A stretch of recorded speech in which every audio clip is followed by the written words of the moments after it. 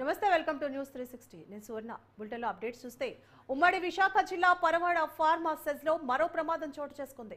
Synergies ఫార్మాలో reactor పేలి 4గురికి గాయాలు కావడంతో వెంటనే ఆసుపత్రికి తరలించారు. కర్మాగారాల భద్రత తనిఖీల శాఖ అధికారుల నిర్లక్ష్యం వల్లే ఈ ప్రమాదం జరిగిందంటూ కార్మికులు ఆరోపిస్తున్నారు.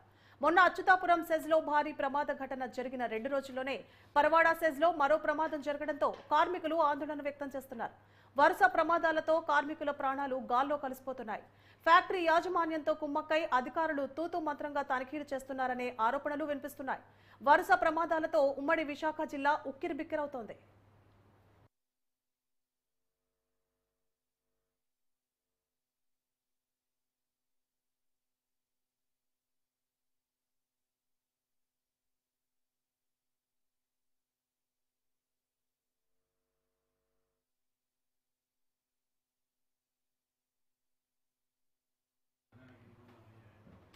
రైట్, ఇక ఉమ్మడి విశాఖ జిల్లా పరవాడ ఫార్మాసెస్ లో మరో ప్రమాదం చోటు చేసుకుంది. సినర్జీస్ ఫార్మాలో రియాక్టర్ పేలి 4గురికి గాయాలు కావడంతో వెంటనే ఆసుపత్రికి తరలించారు.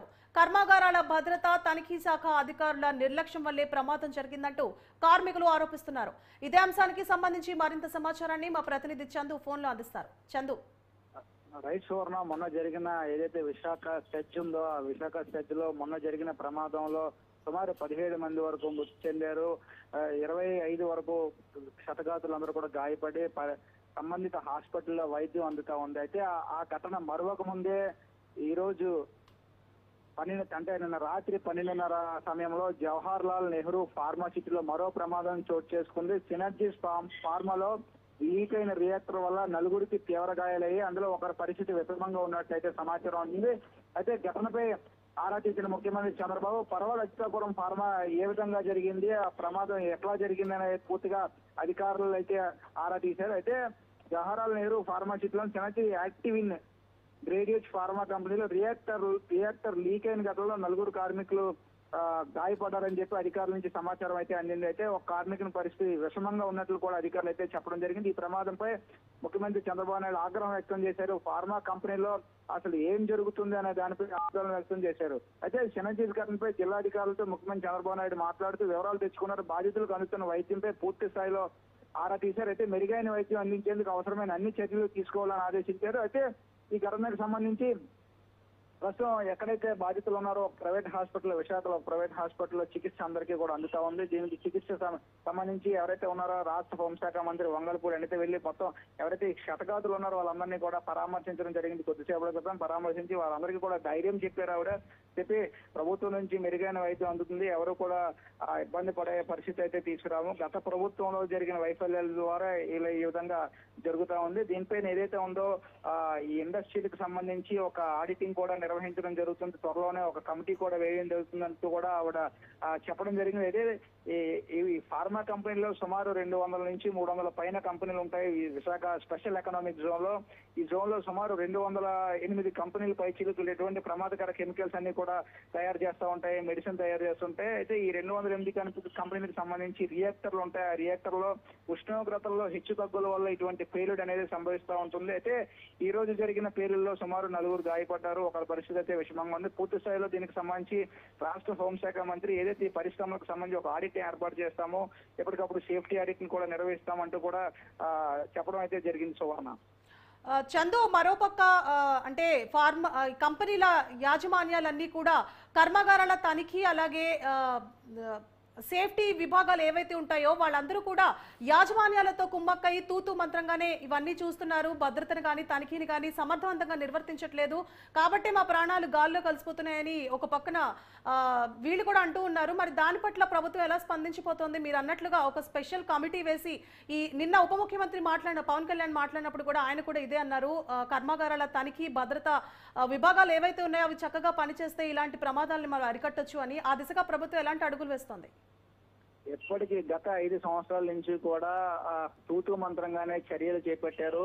పూర్తి స్థాయిలో సేఫ్టీ ఆడిట్ నిర్వహించలేదంటూ కూడా రాష్ట్ర ప్రభుత్వానికి సంబంధించిన అధికారులు చెప్తా ఉన్నారు. అయితే నిజంగా ఇప్పుడు విశాఖ స్పెషల్ ఎకనామిక్ జోన్ లో సుమారు 100 కంపెనీలు ఉంటాయి. 100 కంపెనీల్లో కొన్ని మేర మిగతాన్ని కూడా ప్రమాదకరమైనటువంటి కెమికల్స్ నిరంతరం పని చేస్తూ ఉంటాయి. పని చేసినప్పుడు సో ఆ కంపెనీకి సంబంధించి సేఫ్టీ ఆడిట్ విషయంలో కంపెనీ యాజమాన్యం ఎవరైతే ఉన్నారో వాళ్ళందరూ కూడా పూర్తి చర్యలు తీసుకోవాలి. చర్యలు తీసుకున్నప్పుడు ఇటువంటి ప్రమాద నివారణ అనేది తగ్గించవచ్చు.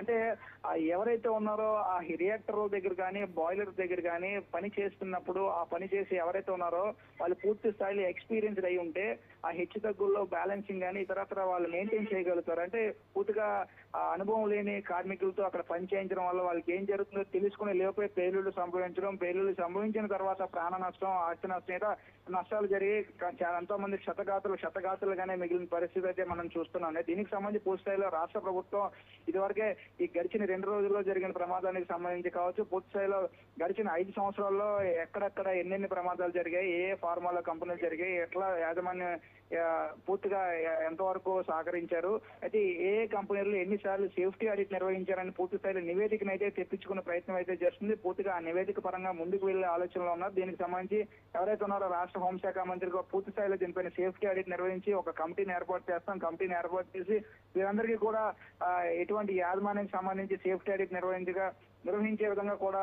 కంపెనీ యాజమాన్యాలతో మాట్లాడుతాం అంటూ కూడా మీడియా సమక్షంలో చెప్పడం జరిగింది. అయితే పూర్తిగా ప్రమాదం జరిగినప్పుడు వాళ్ళకి ఇచ్చే ఎక్విప్మెంట్ కూడా కొంతమేర వాళ్ళ ప్రాణాపాయం నుంచి రక్షించే విధంగా కూడా ఉంటుంది. ఏదైతే ఈ సేఫ్టీ ఆడిట్లు జరిగినప్పుడు కార్మికులు తమను తాము ఏ విధంగా రక్షించుకోగలుగుతారు, లేకపోతే మాక్ డ్రిల్ ఉంటాయి, మాక్ డ్రిల్ కూడా నిర్వహించవలసిన ఆవశ్యకత ఉంటుంది. ఎందుకంటే ప్రతి 6 నెలలకు కానీ ప్రతి 3 నెలలకు కానీ ప్రతి ఇటువంటి ప్రమాదకర కంపెనీల్లో మాక్ డ్రిల్ నిర్వహించడం చాలా అత్యవసరం. అయితే ఇప్పటి వరకు కొన్ని కంపెనీల్లో మాత్రమే తూతు మంత్రంగా నిర్వహిస్తూ చేతులు దులుపుకుంటున్నారు. అయితే నిజంగా మాక్ డ్రిల్ 100% కనుక ప్రతి 3 నెలలకి నిర్వహించగలిగితే పూర్తి స్థాయిలో వీరందరూ కూడా అంటే ఇటువంటి ప్రమాదం జరిగినప్పుడు కార్మికులే నిజంగా ఒక రక్షక భటుల వల్ల లేకపోతే ఒక అగ్నిబాబుక సిబ్బందుల విధులు నిర్వహించి తమ ప్రాణాలతో పాటు తమ సహచర కార్మికులందరి ప్రాణాలను కూడా కాపాడే అవసరం ఉంటుంది. దీని తగ్గట్టుగానే ఆ కంపెనీ యాజమాన్యాలన్నీ కూడా చర్యలు తీసుకోవాలి. అయితే కంపెనీ యాజమాన్యాలతో పాటు ఎవరైతే ఉన్నారో ప్రభుత్వ అధికారులు కూడా పూర్తిగా దృష్టి సారించి ఏ కంపెనీలో ఎంత మేర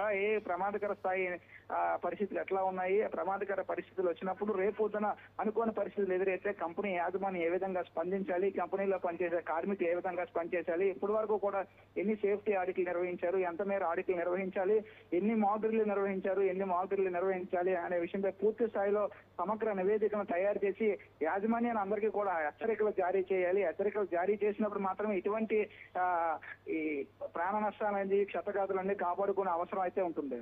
రైట్, థ్యాంక్ యూ చందు.